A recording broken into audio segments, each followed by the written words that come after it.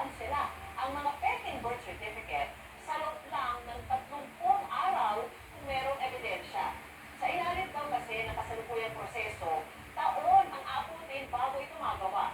Layon din ang panukala na parusahan ang mga dayuhang may peking birth certificate, pati mga public official at pribadong individual na mapapatunayang sangkot sa iligal na proseso. Ayon kay Quadcom Chair Ace Barbers, una ang panukala ng mga isinagawang pagdinig